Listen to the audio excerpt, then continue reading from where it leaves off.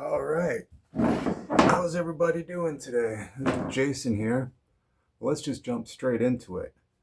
This is how I keep my soil supercharged and healthy for pretty much every run I've been doing for the last 2.5 years. So what we got going here, this is just a 17-gallon bin, plastic bin. Came with the top. I don't use the top. So the bedding in here, this is coco coir. From what I did was I made a whoops and I bought the Pro Mix CC coco coir version instead of the HP Pro Mix, the HP version. And but they like it, it's cocoa, so I've just been using it. I bought the big bale and I have a 50-gallon container that I keep it in. I keep that in for the worms, and then I keep my soil in a different 50-gallon container. So I'm gonna show you the inputs. I don't have my editing skills where it needs to be yet, so we're gonna do the slide, and hopefully it's in view here. But this is what you're gonna need. We've got eggshells crushed, full bananas this time. They got lucky. Some tomatoes. Some old hard pomegranate, which they won't mind at all. Lots of coffee. Lots of coffee. Cardboard. So this is basically what I do. The slide.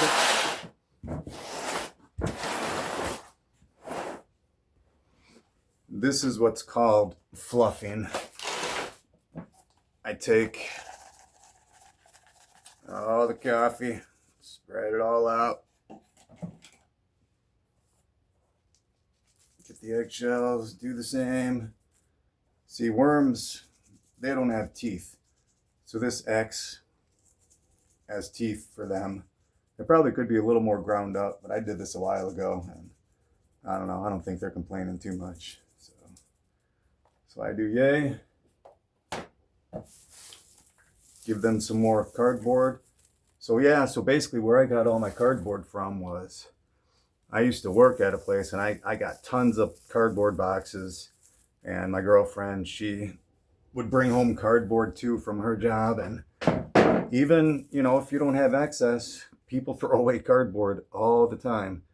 And if it's on the curb, it's fair game. So I'll do this, make sure I got everything. Now we're just gonna fluff. They call this fluffing, the wormers. I'm not sure if we can see any right now. They're probably deep. But yeah, I just do this all the way around. And this doesn't stink whatsoever. You would think rotting food in here would just be, nasty.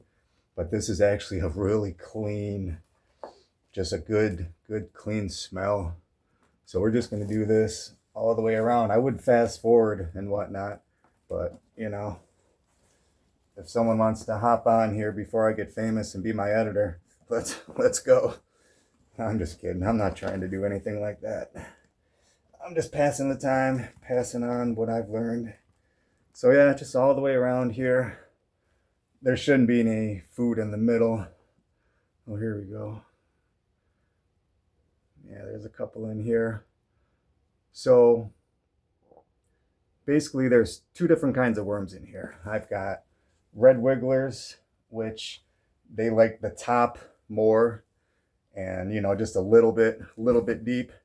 And then I've got the European night crawlers. Now they go a little bit deeper. So here's one. I mean, this, if I had to guess, there's probably a good 1,000 to 1,200 of them in here. And I can go more into detail about that, some other time. But once a week when I feed, depending on how much I put in and how aggressive they are, I've had these guys for a couple years now, and they're like little piranhas in the dirt. I tell you what. So now that I have it all mixed up and they're all pissy now, try to even it out as much as I can. Doesn't have to be perfect. And I just do the trench. I just kind of go in here, go like yay, a little deep.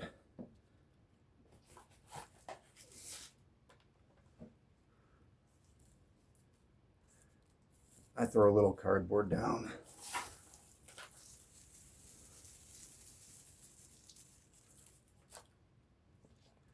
So, bam, bam. They can get the pomegranate. This is for the other. Oh yeah, so I have 2 bins. I just started out with the 1 bin, and they filled out that bin. And then I just started adding a couple every time I would reset their bin. And now their other bin is pretty much full too. They'll eat the same amount of food pretty much every week. Get all that juice in there. So basically what these worms, their whole existence right here is to eat and to bang. So basically this is everybody is welcome party, if you know what I'm saying. They don't discriminate.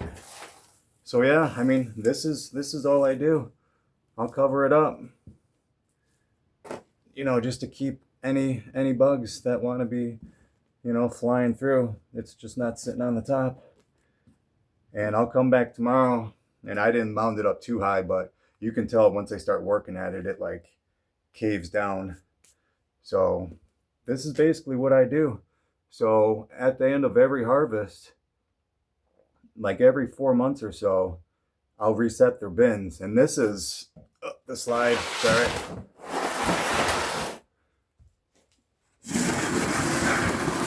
This is what you'll get.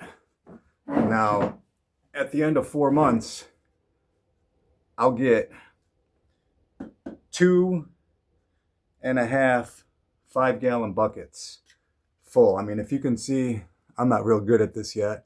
I'm not sure if you can see this, but this is, I mean, I want to compare it to something, but it's black and it's just light and airy. If you guys ever messed with worm castings before, you know what it is. But you're going to start getting a lot of this, because the reason I do this is just the way I eat, you know, the banana peels, the veggies, we always have boxes. So, I mean, why not? So when I go from solo cup to 1 gallon, you know, they're getting worm castings. From the 1 gallon to the 3, worm castings, 3 to 7, worm castings. So each time I up pot, they're getting some of this black gold. And, you know, you can get this at the end of 4 months, just like me. And that's pretty much it. I got to clean up this little disaster down here, and I'm going to get to the flowering girl here, show you what she looks like. But all right, guys, thanks for stopping by. If you want to know anything else, just let me know. Thanks. See you guys.